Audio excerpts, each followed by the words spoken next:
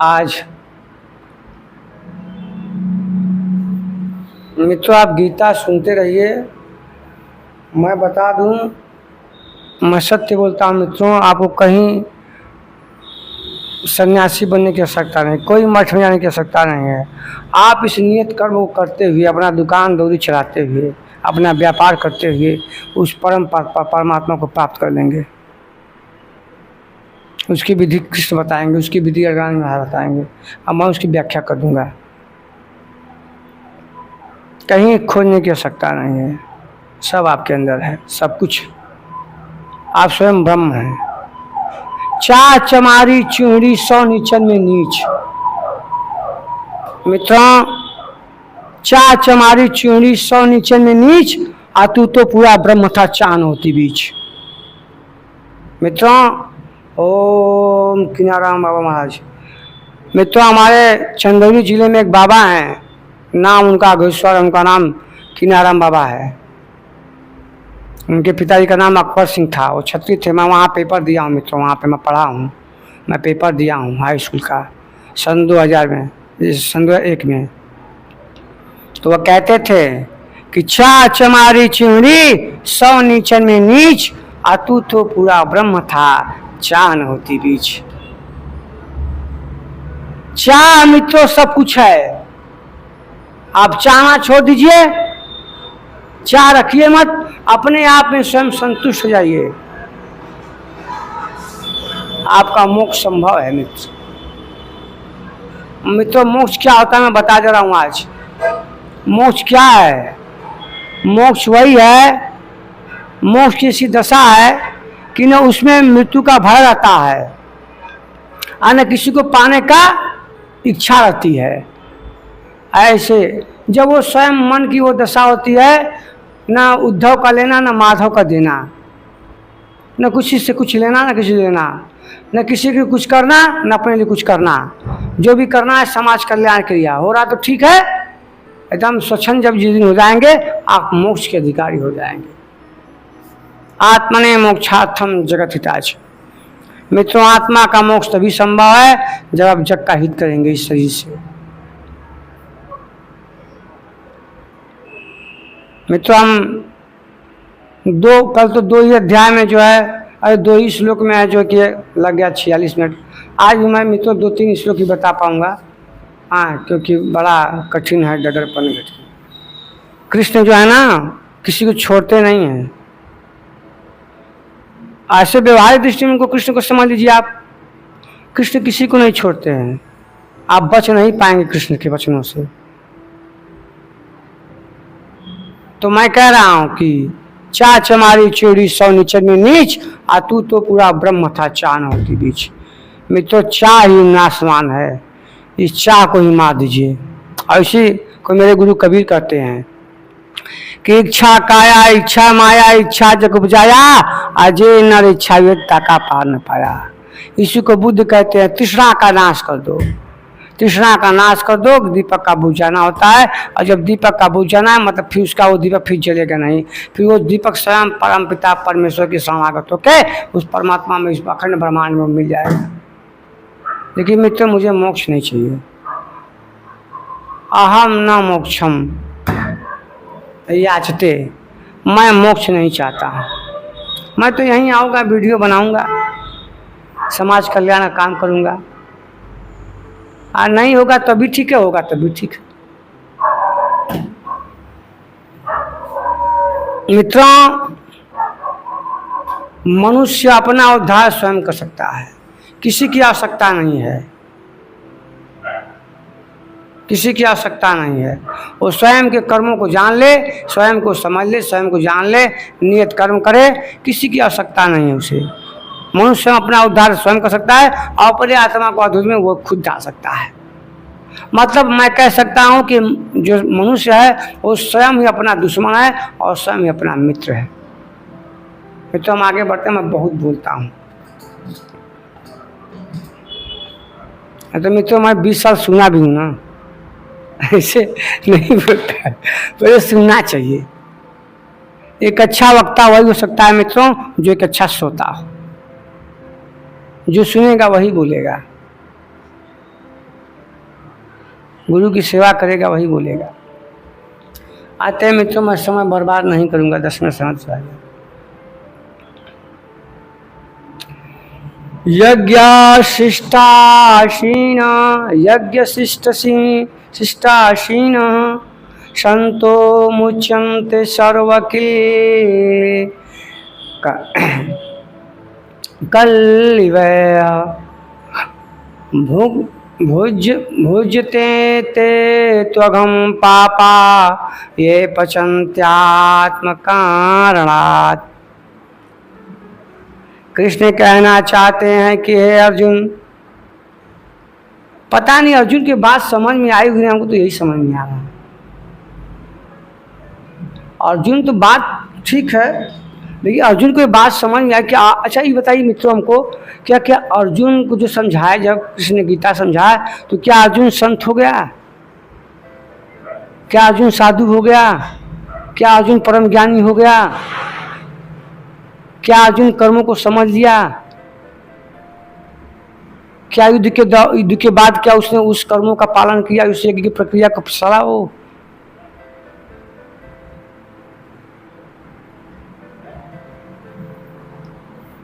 चला क्या अर्जुन? मान ली उस समय तो उसने युद्ध कर दिया और युद्ध भर पूरा रोता ही रहा हो। आगे बढ़ते हैं, तो फालतू की बात है। तो हे अर्जुन, यज्ञ से बचे हुए अन्न को खाने वाले संजन पापों से मुक्त रहते हैं। दैवी संपत्ति की वृद्धि करते कई परिणाम प्राप्ति काल को पूर्ति काल है। अब देखिए यहाँ कृष्ण क्या कह रहे हैं मित्रों, एक बातें तो आएंगे, अब इसको बताऊंगा मैं। कृष्ण कह रहे हैं कि हे अर्जुन, यज्ञ से बचे हुए अन्न को खाने वाले संत जन सब पापों से तर जाते हैं। मतलब जो यज्ञ की प्रक्रिया है, जो साधना विधि है परमात्मा के पाने के लिए, मैं तो अभी उन्होंने यज्ञ नहीं बताया अर्जुन ने, किसने, मैं ऐसे बोल रहा हूँ समझ के। अभी बताएंगे चौथे अध्याय में कि यज्ञ क्या है, मैं ऐसे ही बोल रहा हूँ क्योंकि मैंने भी थोड़ा बहुत प्रभु की सेवा वंदना नहीं कहना चाहिए, लेकिन है लगा हूँ तो कुछ तो सीख ही लिया हूँ। तो कह रहे हैं कि अन्न से खाने वाले, मतलब वो संत जन, वो ब्रह्म ऋषि, वो ब्रह्म, वो महापुरुष जो पिछले बोल आए हैं, जो मैं आपको बता रहा हूँ, वो जहाँ महापुरुष जो यज्ञ की रचना तैयार करते हैं, मतलब यज्ञ की पाठ योजना बनाते हैं, वो पूरा स्क्रिप्ट तैयार करते हैं। जैसे कि निर्देशक होता है, डायरेक्टर होता है, लेखक का होता है ना, तो लेखक कहानी लिखता है पहले, फिर कहानी में डायलॉग लिखता है, और फिर डायलॉग में क्या करता है, छोटे छोटे संवाद लिखता है, और संवाद क्या होता है, वो एक्टरों से बुलवाता है, जो एक्टर जो अभिनय करते हैं उनसे बुलवाता है। एक बार नहीं 10 बार उसको सीन करना पड़ता है, कहता है टक टक टक टक रिटेक ना, रोको अभी सीन ओके नहीं हुआ है, 10 बार एक ही संवाद को 10 बार बुलवाएगा। तो आप लोग भी यूट्यूब चलाते होंगे, वीडियो चलाते होंगे, आप लोग कोई सीन बनाते होंगे या कोई वीडियो बनाते होंगे, तो एक ही सीन को बार बार करते होंगे ना। तो उसी तरह जो महापुरुष होते हैं ना, बार बार उस क्रियाओं पे ना, उस यज्ञ की क्रियाओं, जो यज्ञ की जो साधना विधि होती है, उस साधना पर पूरा रिसर्च करते हैं, मंथन के, तब यज्ञ तैयार कर लेते हैं। जब यज्ञ मतलब पाठ जब उनकी तैयार होती है, तब वो महापुरुष खुद अनुभव लेते हैं, तो महापुरुष जन कल्याण के लिए बातें कहते हैं, लोगों को समझाते, देखो ये प्रक्रिया ऐसे है, इस यज्ञ मार्ग से लोगे तो उस परमात्मा की प्राप्ति में स्वयं को जान जाओगे। वो विधि मैं जानता हूँ। जैसे कबीर ने यज्ञ प्रक्रिया प्रारंभ की, जैसे भगवान बुद्ध ने, महावीर ने, यीशु ने, रविदास ने, सैन जी महाराज ने, ये सब महापुरुष हैं, ये प्रजापति हैं, ये यज्ञ की रचना करते हैं।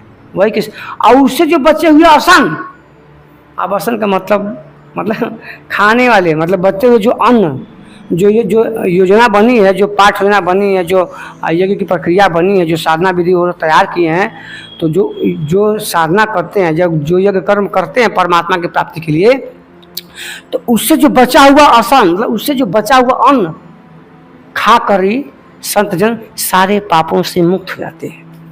अब अन्न क्या है? अन्न का मतलब दाल भात चावल का मात्रा करते हैं, दाल भात चावल नहीं।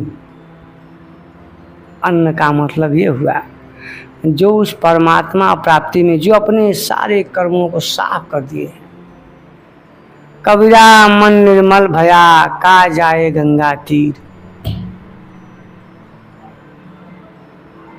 नहाए धोए क्या हुआ, जो मन मैल न जाए। मीन कदा जल में बसे, धोए बास न जाए। मेरे गुरु कबीर, मतलब कबीर का जहाँ आज का कबीर है, तो कबीर कहते हैं, कबीर जी मेरे स्वामी जी कहते हैं कि अरे नहाए धोए क्या हुआ, जो मन मन जा। अरे नहाने धोने से क्या हुआ, तेरे पूजा पाठ करने से क्या हुआ, तेरे साधना करने से क्या फायदा, तेरे योग करने से क्या फायदा, जब तुमने स्वयं के मन निर्मल को नहीं धोया। तू भला पूजा पाठ करता है, तू भला वेद शास्त्री हो, तू भला ही जो गीता का बहुत बड़ा प्रवक्ता हो, लेकिन तुमने उन कर्मों का पालन नहीं किया, उस यज्ञ प्रक्रिया को तुमने नहीं किया, परमात्मा की प्राप्ति में वो कर्म नहीं किए, इसलिए तेरा कर्म दूषित है। मन से तूने श्रद्धा भाव से मन सा वाचा कर्म, मन से वचन से कर्म से सच्चे से कर्म नहीं किया, और मन तेरा गंदा है, सब तेरा बेकार है।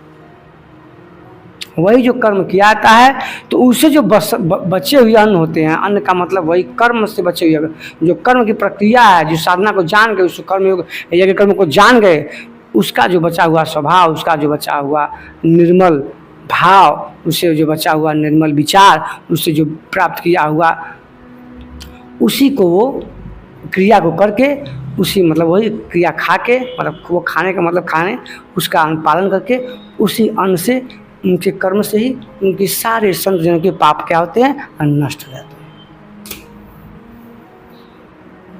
कितनी छोटी लाइन है, यज्ञ से बचे हुए अन्न को खाने वाले संजन पापों से कितना समय लगा उसका एक लाइन को समझाने में।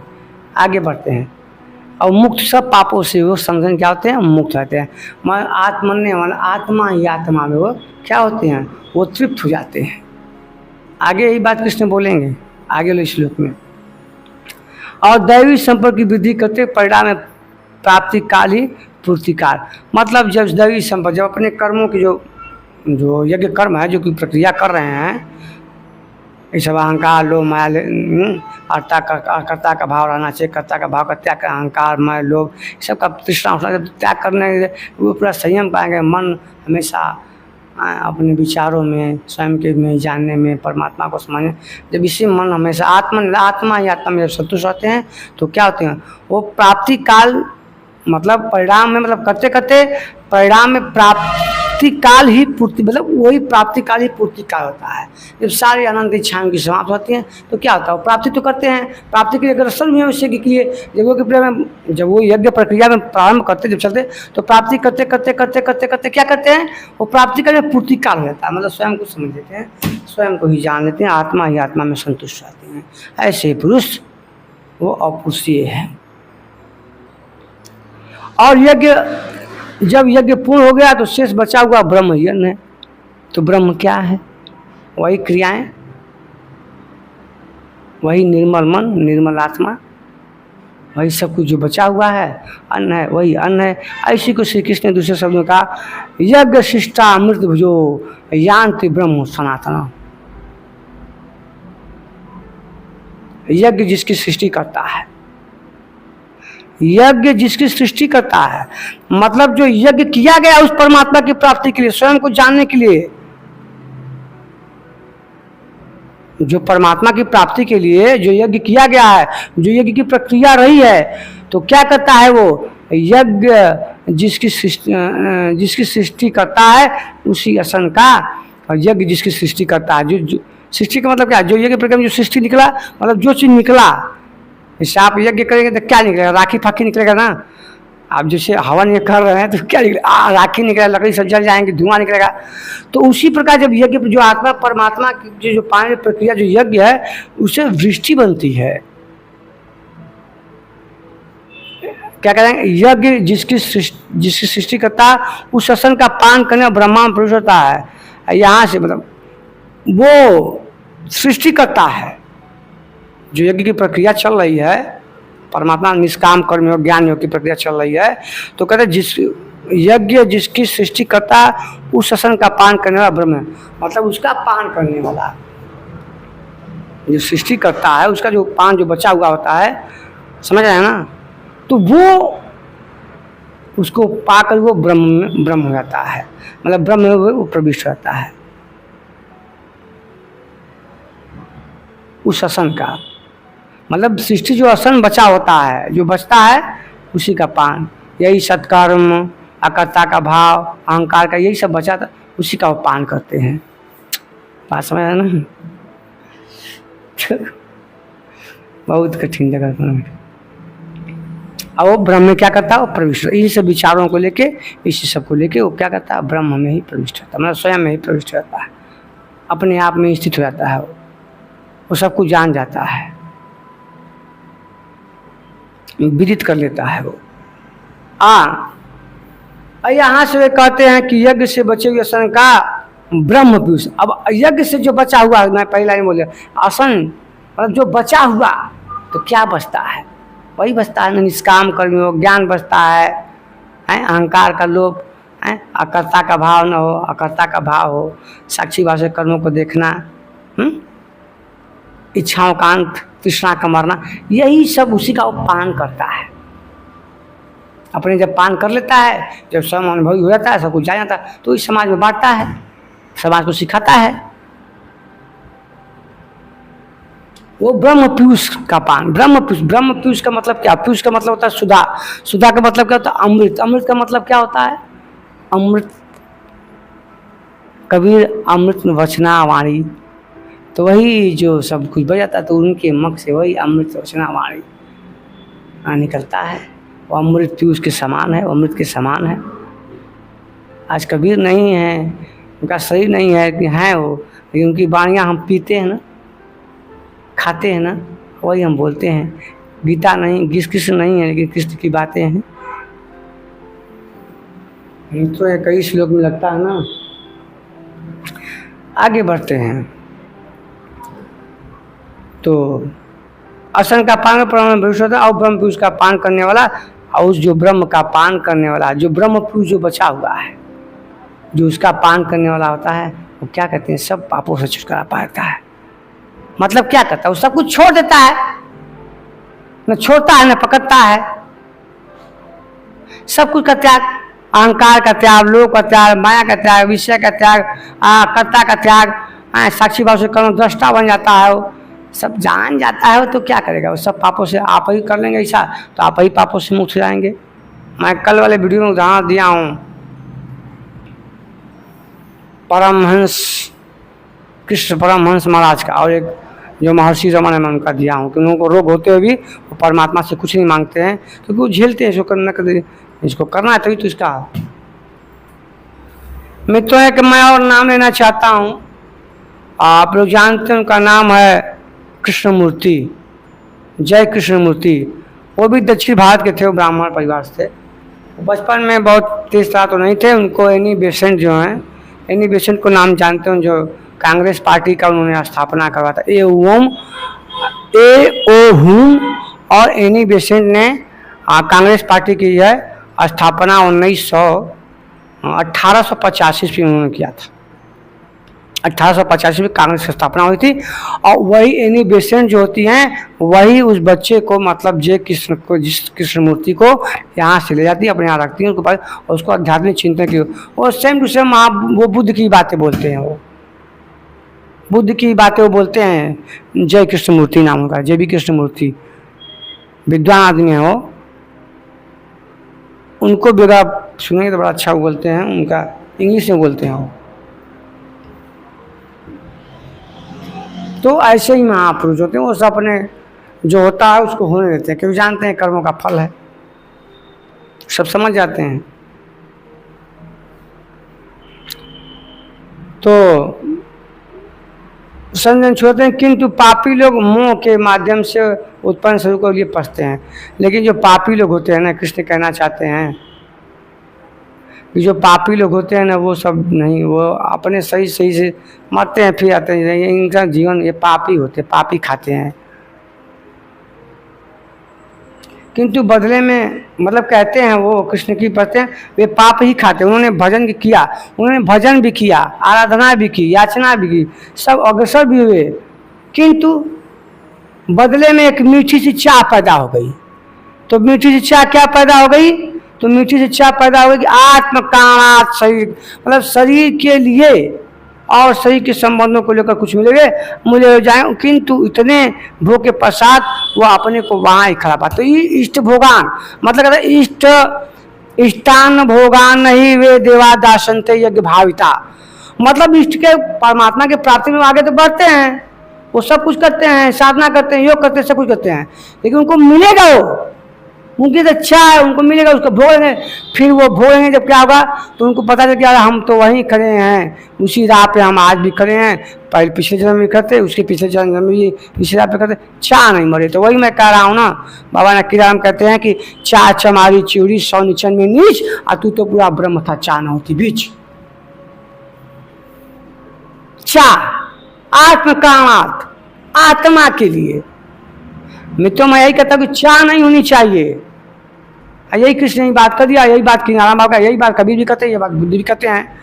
मित्रों जितने महापुरुष हैं वो सब यज्ञ प्रक्रिया जानते हैं, सब समझते हैं। मुझे नहीं किसी कामना है, मैं ही चाहिए मुझे महात्मा, हमको मोक्ष फोक्ष, क्या करूंगा मैं लेकर मोक्ष, मैं तो बस यही वीडियो बनाऊंगा बार बार, जैसे किससे कहते हैं अदा अदा धर्म से ग्लानि भवति, बार बार आऊँगा तो मैं भी आऊँगा बार बार, क्या जरूरत है मोक्ष फोक्ष लेके। हाँ बस मेरे कबीर का दर्शन है, बस यही भी चाह है तो है ना, बस कैसे हूँ दिख जाए ध्यान में साधना में, एक बार दिखा है, एक बार और झलक पाना है।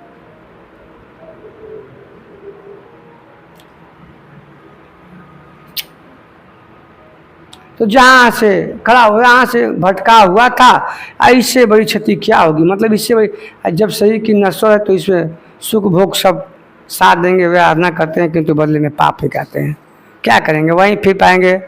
अब तक खुद खड़े हैं हम उसी राह पे जिस राह पे छूट गए थे, तो वही करेगा, जब चाह रखेंगे तो वहीं फिर वहीं का वहीं पाएगा, फिर जन्म लेगा, फिर इसको भोगेगा, क्योंकि उसको भोग जिसने कामना तो की उसने, तो उसको भोगने की सही चाहिए ना, तो फिर जन्म उसका फिर भोगेगा, फिर करेगा।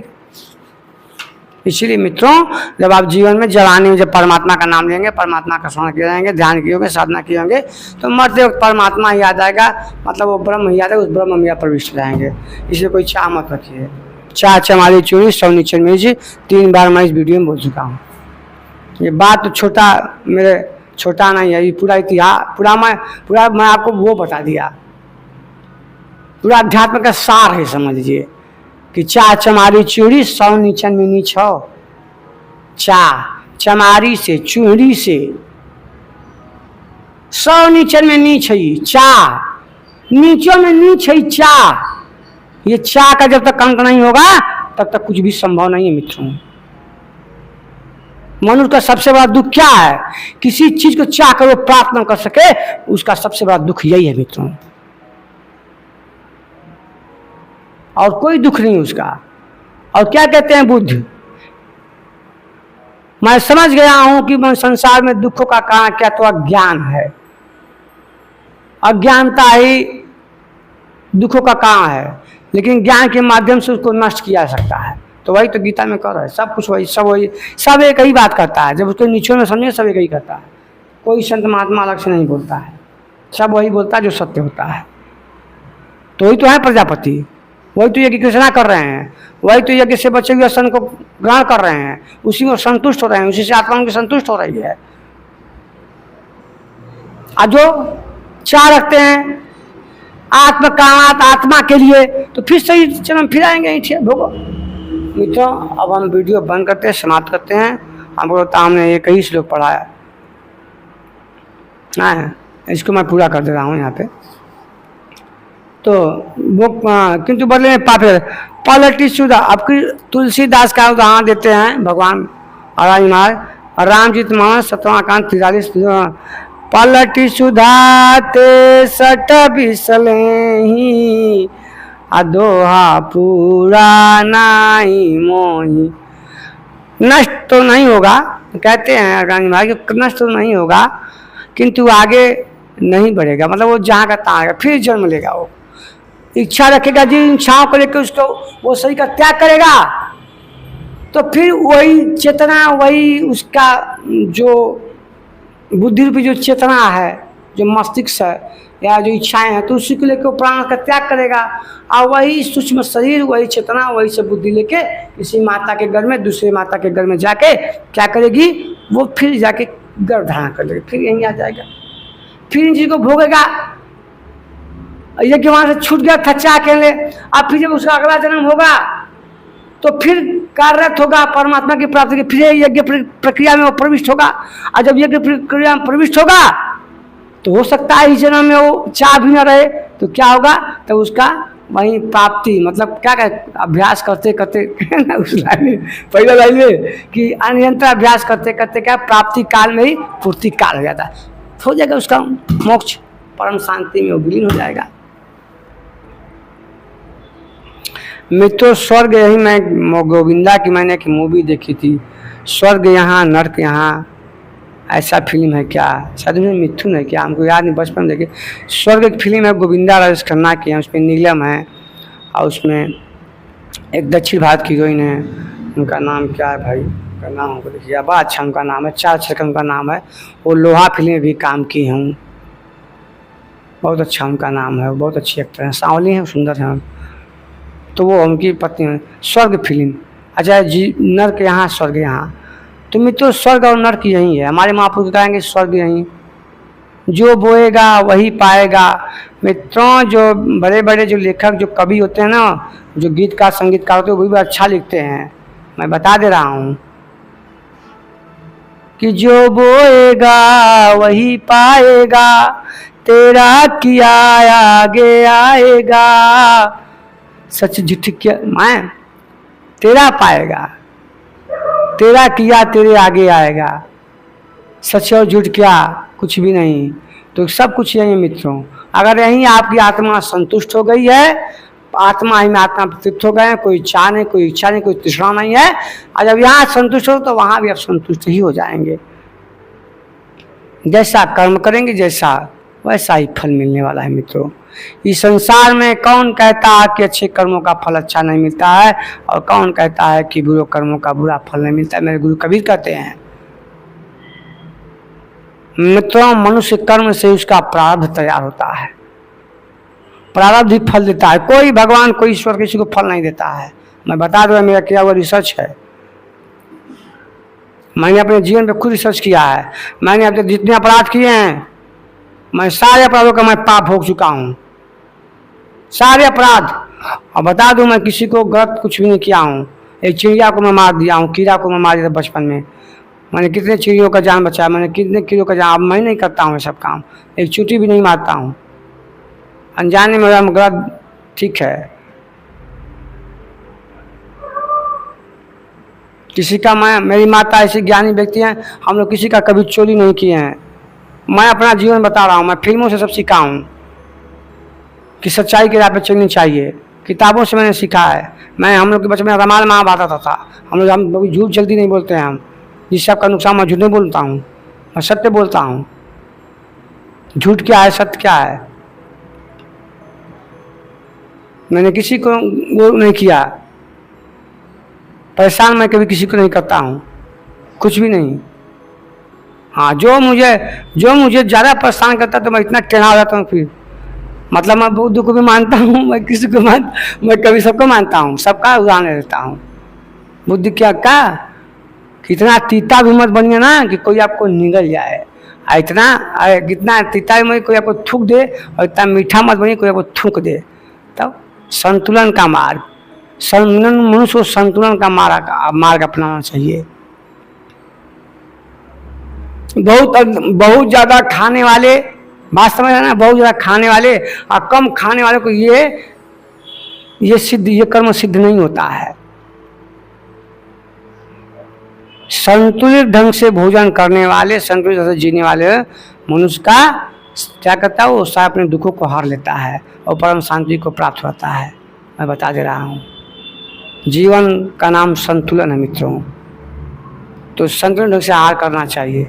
बहुत ज़्यादा खाना और बहुत खाने से परमात्मा की प्राप्ति नहीं होगी, समझ रहे हैं। बहुत ज़्यादा मीठा और बहुत ज़्यादा तीता भी मत बोला कि आपको थूक दे और निकल ले। मेरे गुरु कबीर क्या कहते हैं कि कबीरा खड़ा बाजार में लिया आलू काठी हाथ, जिसको गड़बड़ा फुका चला कहते हैं कि कबीरा खड़ा बाजार में मांगे सबकी खैर, ना कोई से दोस्ती ना कोई से बैर। भैया ना किसी से दोस्ती ना किसी से बैर, मध्यम मार्गी बनिए, भगवान बुद्ध का मार्ग है। और कृष्ण भी यही कहते, मैं सब रिसर्च कर चुका हूँ, सब बातें की है। आप स्वयं के जीवन में अनुभव कर लीजिए। आप भाई साधारण सी बात में कहते हैं अरे भैया नाम से कुछ दूसरे से ना कुछ हम दुश्मनी व्यायाम कुछ आप स्वयं कहते हैं, लेकिन उसका आपको भान नहीं रहता है, आपको ध्यान नहीं रहता कि आप क्या कर रहे थे, बड़ी बात बोल रहे हैं आप, बस क्या वहीं से आप भूल जाते उस बात को, उसको जीवन में उतारना पड़ता है। ओम परमात्मा नमः, एक कौम कबीरा ओम परमात्मा। एक घड़ी आधी में पुनियाद, तुलसी संगत साधु के कटय कोट अपराध। डिमिक डिमिक डमरू जो है सुंदर मुनि के धाम, सब देवता निज लोक गए बैकुंठ गए भगवान। मुझे बैकुंठ नहीं जाना है, मुझे तो यदा यदा ही धर्मस्य ग्लानिर्भवति भारत। ओम परमात्मा नमः।